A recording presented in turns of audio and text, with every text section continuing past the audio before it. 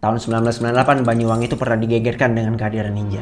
Ninja yang gue maksud di sini bukan Naruto dan Sasuke yang lagi ngelakuin meet and greet di Banyuwangi. Tapi ini sekelompok orang misterius yang menebarkan teror di sana. Kejadian ini tuh sebenarnya nggak cuma terjadi di Banyuwangi, tapi di beberapa daerah Jawa Timur seperti Jember, Malang, dan bahkan sebagian Bali. Menurut saksi mata, sekelompok orang ini muncul dengan menggunakan pakaian hitam dan penutup wajah, dan biasanya membawa sajam seperti golok dan juga parang. Dan kabar yang beredar di masyarakat, orang-orang ini tuh memburu dukun santet. Nah, sebelum terjadi pembunuhan, biasanya di masyarakat ini tersebar desas-desus kalau si korban ini adalah dukun santet. Meskipun nggak pernah ada bukti yang jelas. Korban yang sering dibunuh kebanyakan lansia, dan seringnya dibunuh di rumah mereka sendiri atau di tempat-tempat terpencil. Tapi makin kesini kok yang dibunuh tuh bukan cuma dukun santet, tapi juga ada guru ngaji, kiai, dan bahkan juga warga biasa tuh jadi korban. Nah, salah satu saksi mata bernama Jajang yang juga merupakan korban dalam fenomena ini bercerita malam itu listrik dimatikan di sekitar rumahnya. Kemudian rumahnya juga ada tanda silang berwarna merah, dan paginya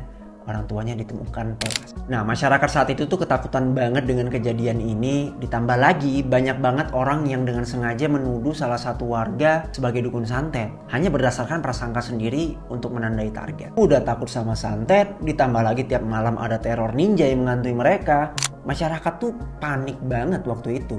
Dan akhirnya mereka tuh sering main hakim sendiri dengan menyerang dan menangkap orang yang mereka curigai sebagai ninja. Main hakim sendiri ini sebenarnya nggak terjadi gitu aja. Ini merupakan bentuk frustasi dari masyarakat yang sudah meminta ke pemerintah untuk bertindak cepat terhadap kasus ini. Tapi upaya aparat keamanan selalu gagal karena keterbatasan informasi, sehingga proses identifikasi sendiri akhirnya sering gagal. Komnas HAM mencatat total 307 orang tewas di Jawa Timur, 194 di Banyuwangi, 108 di Jember, dan 7 di Malang. Ada beberapa teori yang tersebar di masyarakat. Ada teori yang bilang ya sebenarnya si ninja ini ya emang warga biasa aja yang nyamar pakai baju hitam, terus ya main hakim sendiri ke orang-orang yang dianggap mereka sebagai dukun santet. Tapi teori yang paling banyak dipercaya adalah ketakutan masyarakat ini terhadap santet ditunggangi oleh elit politik demi kepentingan kekuasaan. Karena memang kejadian ini terjadi di saat keadaan Indonesia itu lagi nggak baik-baik aja, yaitu pasca reformasi. Jadi menurut lo teori mana nih yang benar? Fenomena ninja ini murni karena memang warga panik terhadap santet, atau memang ada skenario politik di baliknya? Atau lo punya teori sendiri?